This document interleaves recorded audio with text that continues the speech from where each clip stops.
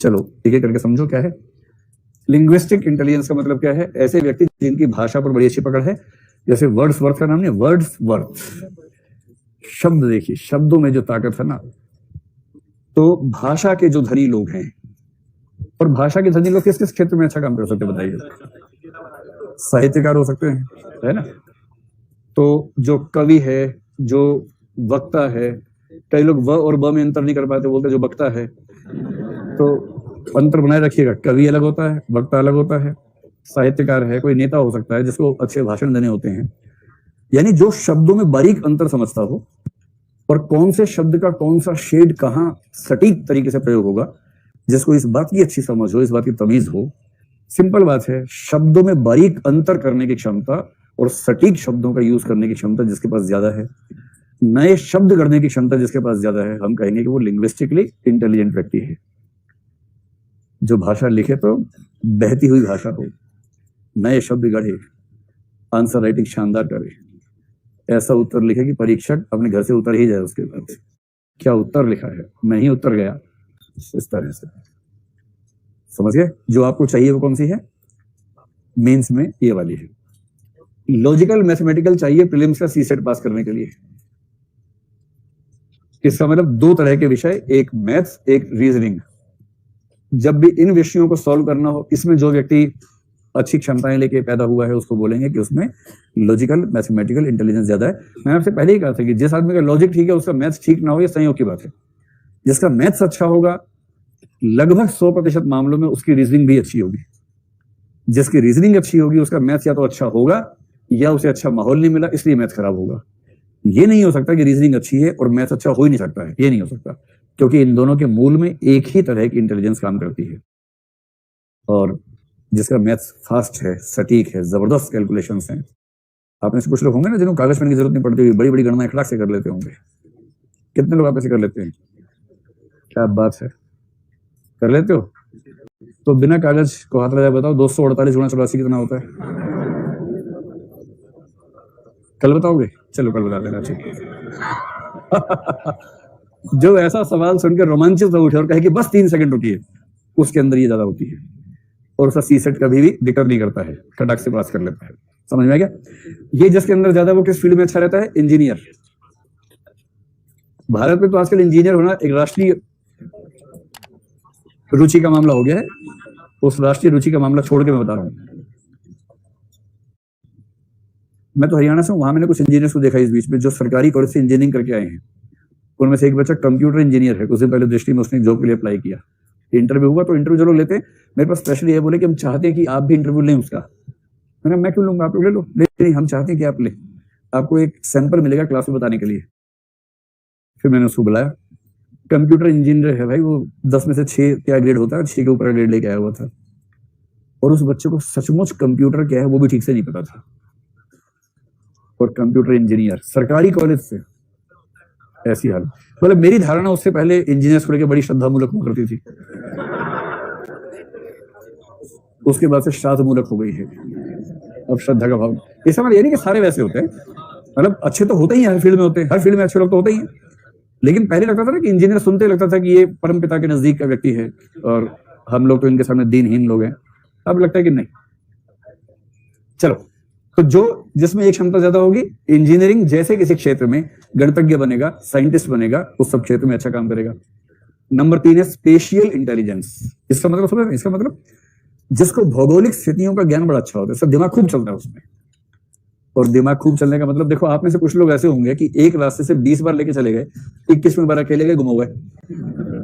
कुछ तो ऐसे महागोलू बच्चे होते हैं हर इलाके में कि जबकि उस रास्ते से उनके पेरेंट्स उनको 20 बार लेके जा चुके हैं, 21 बार कहा कि बेटा अपने आप चले जाओगे, कह रहे अपने आप, हाँ ट्राई करते हैं। एक ही बार मुड़ना है, ज्यादा नहीं मुड़ना है, एक ही मोड़ बीच में आने वाला है बस, लेकिन वो 2-3 है उसमें से कौन सा बस इतना ध्यान नहीं रहेगा, और कहीं ना कहीं गलत मुड़ के ही मानेगा वो बच्चा, क्योंकि उसका दिमाग चलता ही नहीं इस मामले में। और कुछ होते कोलंबस बुद्धि के लोग, वास्को डिगामा टाइप के लोग, उनको गूगल मैप्स पसंद नहीं है, वो वाहन से निकलेंगे गूगल मैप्स पसंद नहीं करते हैं। आप उनसे कहेंगे भाई ये मुखर्जी नगर है, ये नई दिल्ली स्टेशन है, और यहाँ जाने का एक तरीका है कि कैंप से रिंग रोड पकड़ा, रिंग रोड से आप पहुंचे और ये दिल्ली गेट आ गया, दिल्ली गेट से ऐसे पहुंच गए, नहीं ना, ये तो ट्रेडिशनल रास्ता है। हम इससे नहीं जाएंगे। नहीं सिविल, वो कहेंगे हमें रास्ता जानना ही नहीं है, हमारे दिमाग में ये है कि हम यहाँ हैं और हमें यहाँ जाना है, बस इसके बाद हमें कुछ मत बताओ। अब वो निकलेंगे, इनको पता है कि वहां जाना है, जहां रास्ता है मुड़ गए उसके अंदर, आगे देखा रास्ता बंद है, वापस आ गए, कोई बात नहीं आगे निकले और करते करते दाएं बाएं बिना किसी से पूछे करते करते अंत में पहुंच ही जाएंगे, क्योंकि वो अंदर से कोलंबस हैं, उनको कुछ खोजना है और फिर कहेंगे नई दिल्ली स्टेशन खोज लिया गया है, उसकी खोज हुई इस तरह के लोग जो ऐसे लोग जो होते हैं वो लोग बनते हैं या तो आर्किटेक्ट, जिनको स्पेस की अंडरस्टैंडिंग, इतना स्पेस है इसे कैसे यूज कर सकते हैं, कहां से जाना चाहिए, कहां से रास्ता निकल सकता है। तो जो आर्किटेक्ट्स होते हैं उनके बारे में कहते हैं कि उनको ये वाली अंडरस्टैंडिंग बहुत अच्छी होनी चाहिए।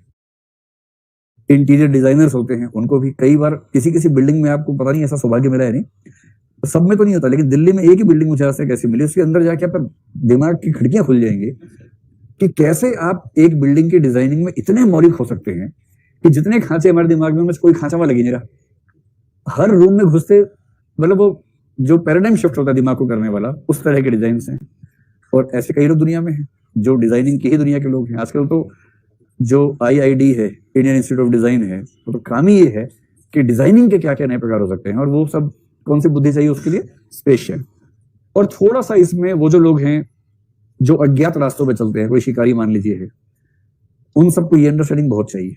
जंगल में घुसे थे शिकार करने, रास्ता गुम हो गया और तेंदुए को पता है कि रास्ता भूल गया भाई, तेंदुआ सामने आ गया, क्या तुझे रास्ता ही नहीं पता, अब तो रास्ता मैं बताऊंगा। तो क्या करना पड़ेगा, ऐसा व्यक्ति जो अपनी सेंस से रास्ता निकाल ले, कहां से रास्ता कहां जाएगा उसको आइडिया रहे, वो व्यक्ति बच पाएगा। म्यूजिकल इंटेलिजेंस आपको पता ही है, संगीत में नए नए प्रयोग करने की क्षमता। जो अच्छे संगीतकार होते हैं ना, कुछ तो होते हैं सामान्य, जैसे बांसुरी है तो उसको बांस बनाए देते हैं, बांसुरी को बांस की तरह खाते हुए रखते हैं जैसे खा रहे हैं। कुछ होते बांसुरी बजाएंगे तो अपने आप उनकी उंगलियां चलनी शुरू होंगी, गाना निकल जाएगा तुरंत। ये जो क्षमता है, और सबसे अच्छी क्षमता जब कुछ नई धुन वो बनाने की स्थिति में है वो, तो इससे कौन बनेगा, AR रहमान बनेगा इससे। अरे सोनू निगम नहीं बनेगा, AR रहमान बनेगा। जो म्यूजिक कंपोजर्स हैं, मोजार्ट बनेगा, मोजार्ट। मोजार्ट को कहते हैं कि यूरोप की दुनिया का सबसे महान संगीतकार था, और मोजार्ट में कुछ बड़ी अच्छी फिल्में हैं, वो देख के ऐसा लगता भी है। भारत में जो तानसेन की स्थिति है वो वहां पर मोजार्ट की स्थिति है। इसके बाद बॉडीली काइनेस्थेटिक, इसका मतलब है कि जो अपने शरीर को बहुत फ्लेक्सिबिलिटी और क्रिएटिविटी के साथ इस्तेमाल करने की बुद्धिमत्ता रखते हैं। ऐसे कई लोग होते हैं। कौन? बाबा रामदेव भी हैं। एक बार बाबा रामदेव के पास एक महिला गई एक बच्चे को लेके, वही महिला जो गांधी जी के पास गई थी कि ये चीनी बहुत खाता है। तो गांधी जी बोले बहन 10 दिन बाद आना। 10 दिन बाद फिर गई। गांधी जी ने कहा बच्चे से, बेटा चीनी मत खाया करो। बच्चे ने छोड़ दी चीनी, पता नहीं कैसा बच्चा था, बच्चे ने चीनी छोड़ दी। तो अम्मा बोली कि बापूजी 10 दिन पहले आई थी, इतना दूर से अब 10 दिन बाद आना, इतना ही बोलना था, उस दिन बोल देते। तो गांधी जी हैं, मजाक छोड़ते हैं। गांधी जी ने कहा बहन 10 दिन पहले मैं खुद चीनी खाता था, और जब तक मैं खुद ना छोड़ दूं चरित्र का बल कैसे आएगा। तो पहले मैं चरित्र का बल लाना चाह रहा था ताकि मेरी बात का वजन हो। आज मैंने कहा तो बच्चे ने छोड़ दिया। ईमानदारी से बताओ कि बच्चा ऐसा होता है दुनिया में कहीं? अगर आपको कोई ले जाए महात्मा गांधी के पास और कोई वो कहे कि बेटा ये छोड़ दो, आप छोड़ देंगे? मोबाइल छोड़ दो, व्हाट्सएप छोड़ दो। लेकिन ऐसे बच्चे थे उस जमाने में, आज के जमाने में नहीं है शायद। वही माँ 50 साल बाद रामदेव के पास गई उसी बच्चे को लेकर, वो छोटा ही था अभी भी।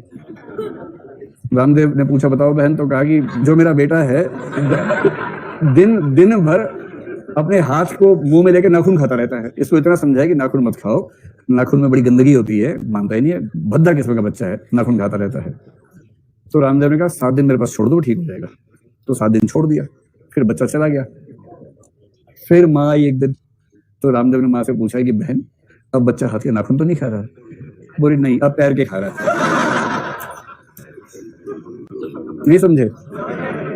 योग सीख लिया ना, आसन वासन सीख लिया, पैर मुंह तक, पहले पैर मुंह तक नहीं आता था, अब पैर भी मुंह में आ जाता है उसके, मस्त रहता है। अब 4 हाथ हो गए उसके नाखून खाने के लिए।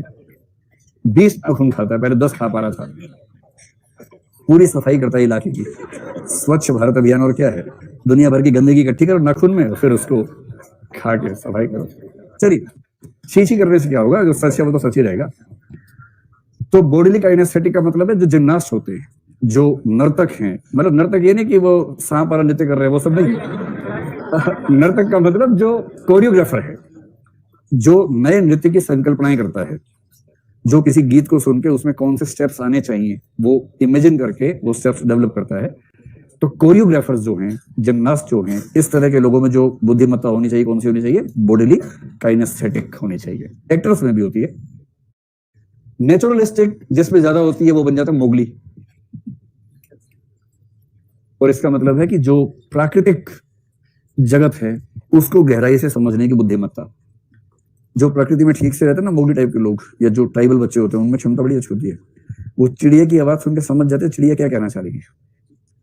चिड़िया और जो अलग अलग पक्षी हैं, पशु हैं, उनकी आवाजों से उनको अनुमान हो जाता है। अगर आप किसी नेशनल पार्क में घूमने जाएं, टाइगर नहीं दिख रहा आपको, आप ड्राइवर से कह टाइगर, कह रहा 2 मिनट चुप रहो बस थोड़ी देर, वो पशुओं की आवाजों से बता देगा कि टाइगर वहां पर है।